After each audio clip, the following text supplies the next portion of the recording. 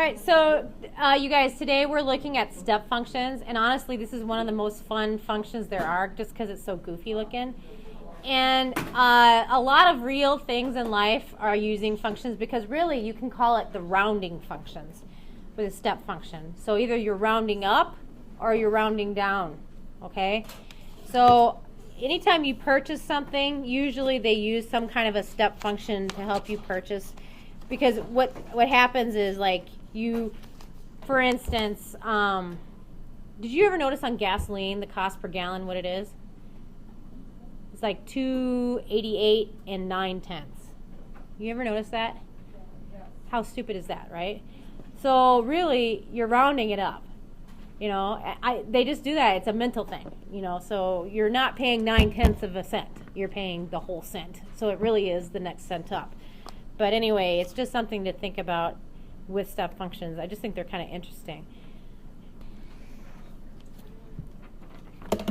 All right, so let's look at this, talking about male rates for flats.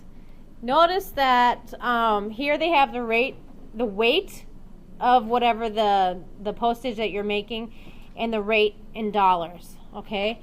And the rate is for flat up to the given weight. Look at the graph. Why do you think this is called a step function? It looks like steps, you know, it definitely. So because the graph looks like a series of steps, it's called the step function. The two step functions commonly used are called floor function, and that looks like it's like a bracket without the top, like a square bracket, but with only the bottom edges, okay? And then there's the ceiling function. Here, I'll raise this up so you guys can see it.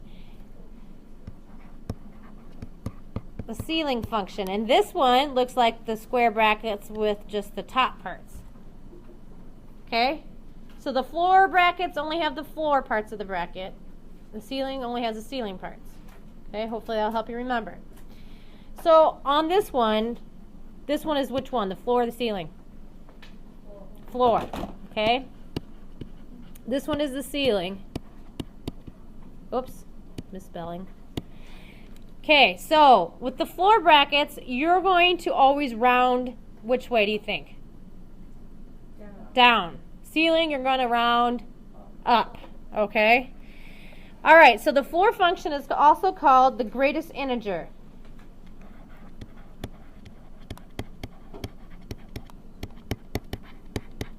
The greatest integer function, or the rounding down function. Okay?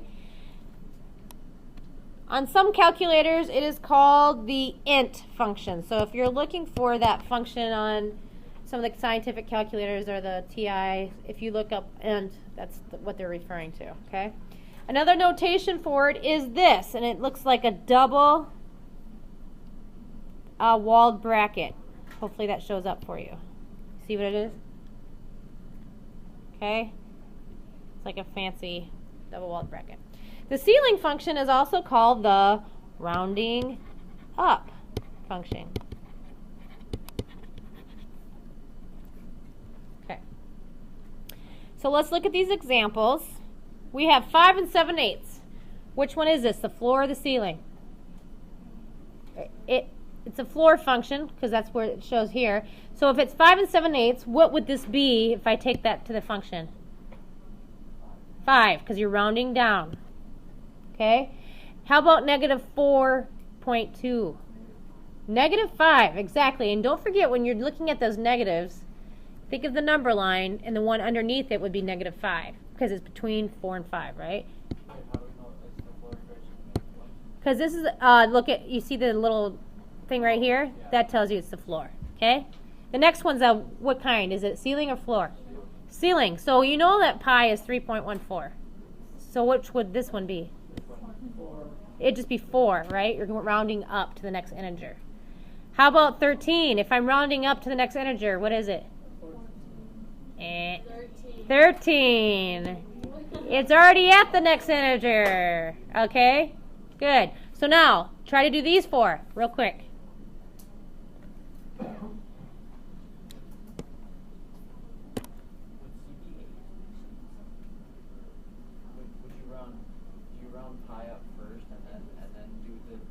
That's a good question.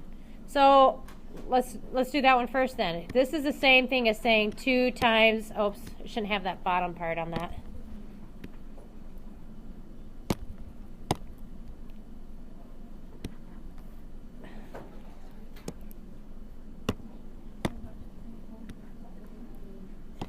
So since this is a ceiling function, it's going to be 2 times 3.14, okay?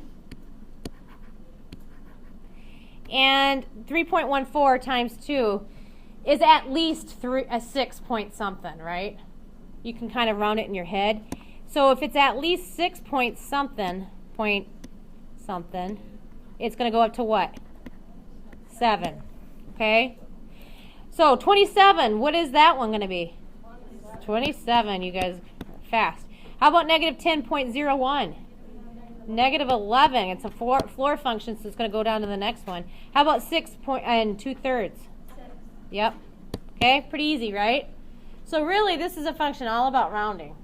Okay. When do you prefer number for letter C? We want to look at the graph now of a step function. This one is the floor one. Notice. Okay. And the natural graph of this is anything that's between 0 and 1 is always going to be rounded which way? Down. So if I'm at 0.5, it's still going to be at 0, right? So I'm going to write this as a solid dot starting from 0 all the way up until you get to 1, because what happens at 1? It's going to go back, it's going to go up to the next integer. So it's an open dot at 1. So solid dot is 0, open dot at 1. And I connect them. Then it steps up from that point. So solid dot there, and then open dot to the next one. So notice that, and you just really need to memorize where you're starting. So for the floor function, it's always starting at 0, going to 1 on the x-axis. Okay? You can go down and do the same thing here. Oh, sorry, my hand was jerking around there.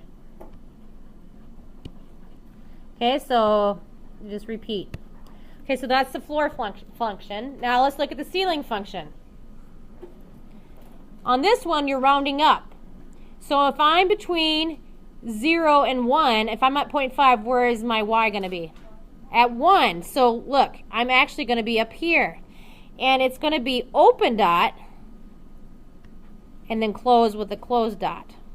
So it's opposite of the other, and it starts a step up above the other one. Okay? Because we're rounding up instead of rounding down. Okay, so open dot, closed dot. Open dot. Because between 0 and 1, if you're at 0.5, which way you're rounding? You're rounding up, right? Okay? You guys need to remember the difference between these so that you can do well on the exam. Yes? What's like the difference between open and closed? Okay, remember, it doesn't count that spot. So like here, at this point right here, it's not counting 0, x of 0. Okay, not counting 1 at this spot. Because if I was actually at 1, I'd be rounding up. I've been using 1 from here. Another way of thinking about this. If I said started at 2,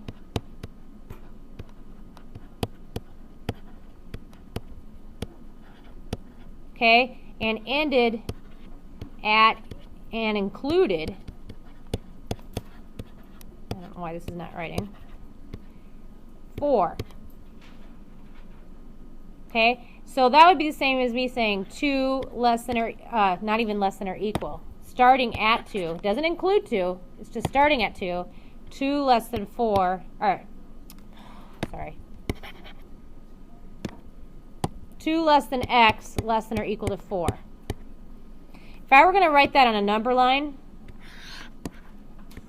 I'd have it 2, 3, 4.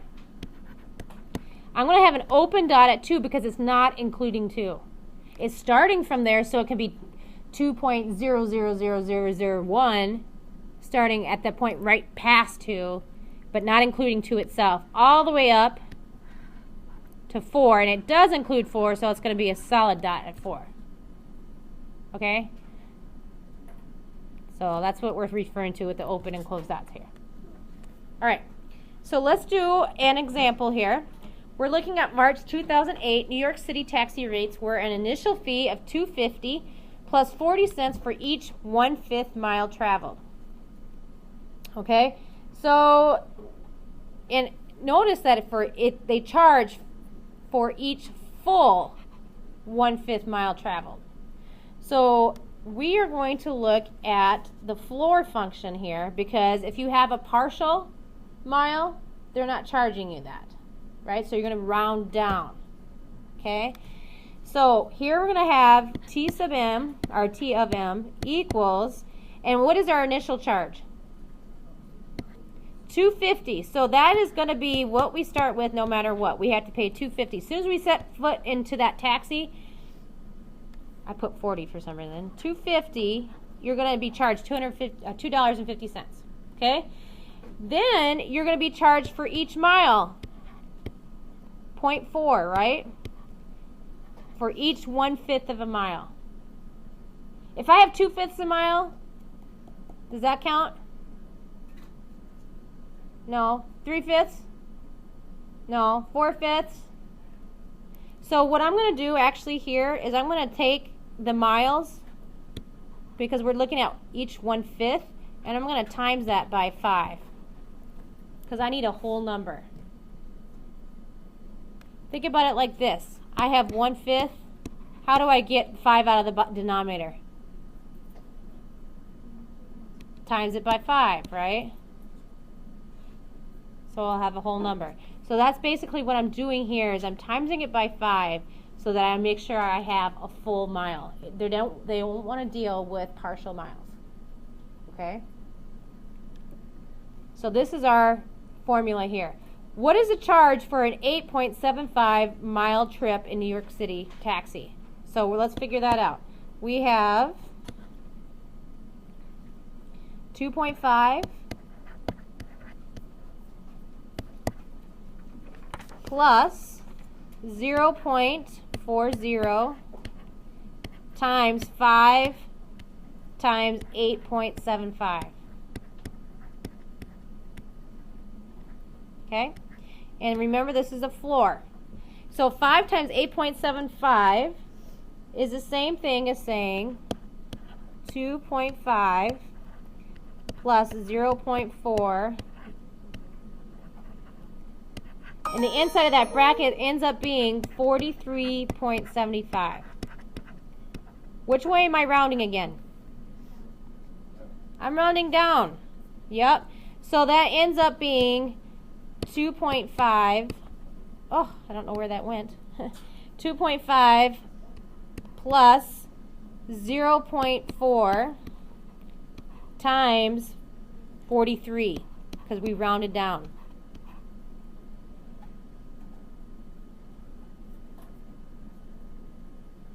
So my total amount, how much it cost, was $19.70.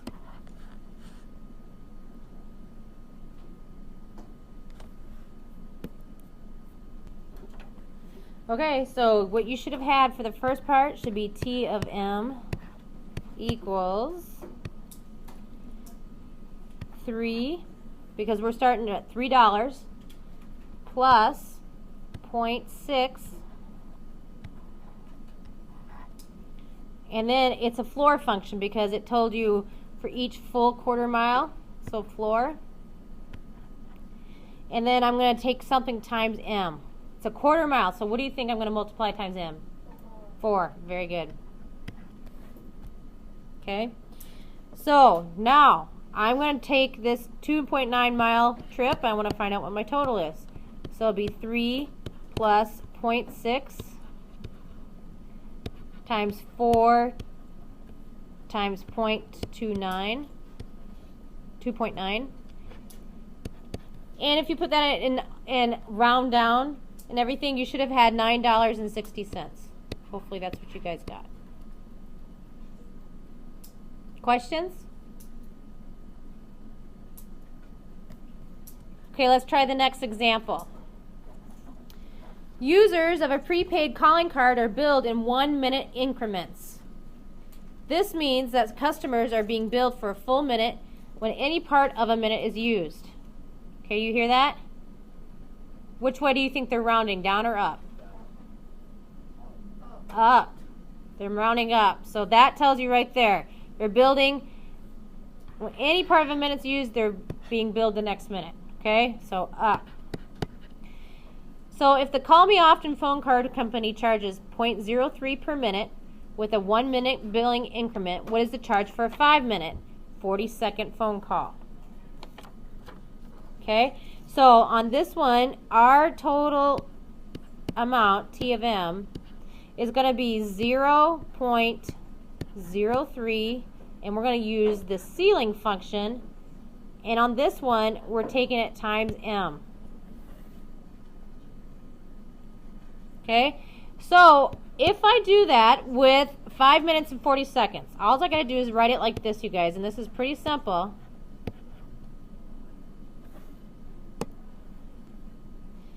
So 0.03, we have 5 minutes and 40 seconds. How many seconds are in a minute?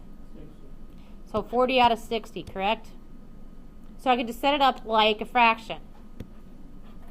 If I'm rounding up, what does this become? 6. So 0.03 times 6. That ends up being 18 cents. So you don't really even need to figure out, you can just write it in fraction form. Okay? Do the next one, 4B, and then we're done for this part of it today, okay? Okay, so the errand running service charge is $38, and then you're going to round it up times the number of minutes. Okay, so that'd be M, or I think this is H actually, times H, the number of hours. Okay, yeah, per hour. So 38 times H. In this case, I have 38 and 2 hours and 45 minutes. So what am I rounding this to? 3. So 38 times 3. So it ends up being $114. Okay? This is your assignment for today.